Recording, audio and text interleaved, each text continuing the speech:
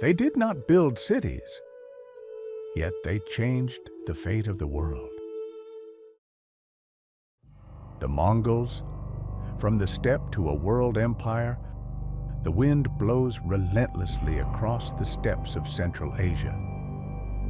Life in these lands is a constant struggle with nature. Winters are harsh, summers are dry. The land is never generous. Yet this unforgiving geography would give birth to one of the greatest empires the world has ever seen. The Mongols did not build cities like settled peoples. They did not construct walls.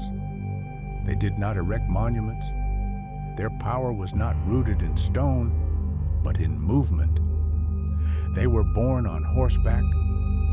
They grew up on horseback, and they conquered the world on horseback.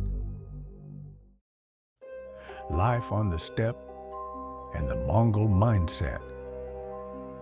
Mongol society was nomadic. Their wealth was not gold, but herds. Power was measured not by owning land, but by the ability to keep people united. To survive on the steppe, discipline was essential. Weakness was unforgivable, but loyalty stood above all else. For a Mongol, the greatest crime was betrayal. The greatest virtue was obedience and courage. This system made them not only resilient, but also highly organized. A child, Temujin. In the middle of the 12th century, an ordinary child was born. His name was Temujin. When his father died, his family was abandoned by their tribe. They starved. They were left alone. They learned to hunt, to survive, and to endure pain. Temujin understood very early that power was not something inherited at birth. He realized that power came from the ability to bind people to oneself. He would become a leader not because he was noble, but because he was strong. The rise of Genghis Khan. Over time, Temujin defeated rival tribes one by one, but he did not eliminate them. He incorporated them into his own system. This was revolutionary for the steppe. Lineage no longer mattered, ability did. Loyalty was more valuable than blood. In 1206, Temujin was now known by a single name, Genghis Khan. This title symbolized not only a leader, but a new order.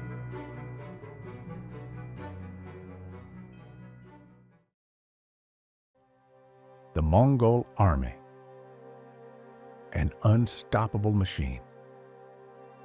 The Mongol army was smaller in number than its enemies, but its speed, discipline, and strategies were unmatched. Every soldier was also a cavalryman. Every cavalryman was an archer. They pretended to retreat, drawing the enemy into traps. They advanced without distinction between day and night. Their communication was extraordinarily fast, but their true power was fear. If a city resisted and fell, it was destroyed as a warning. The news spread rapidly. The next city often surrendered without a fight. This was a deliberate psychological war.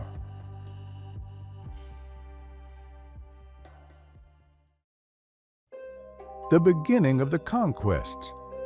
The Mongols first turned toward China, then toward Central Asia. When the Khwarezmian Empire killed Mongol envoys, they made an irreversible mistake.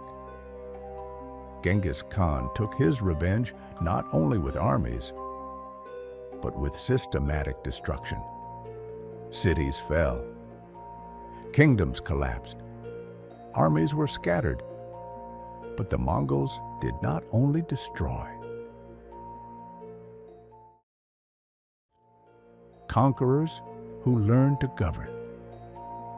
The Mongols did not impose religion in the lands they conquered.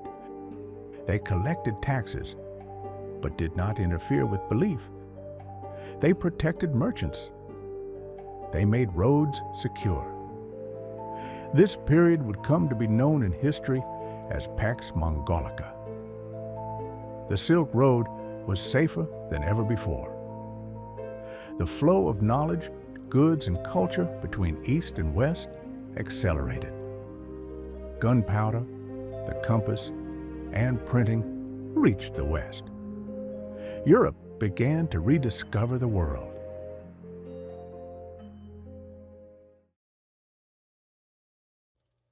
The death and legacy of Genghis Khan.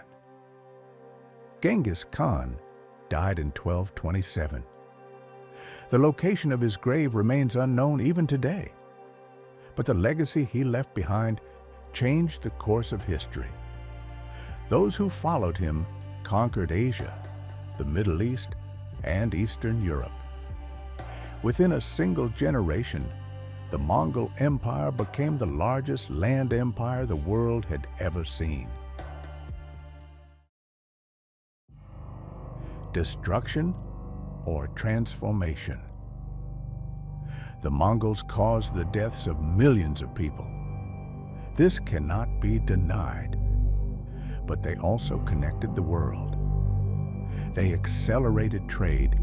They created links between cultures. They were neither merely barbarians nor innocent conquerors. The Mongols represented the brutal yet transformative power of history. Conclusion: these people who emerged from the steppe left no stone buildings behind, but they changed the world order. The question still asked today is this: does power come from destruction or from the ability to establish order? The Mongols are the clearest answer to this question.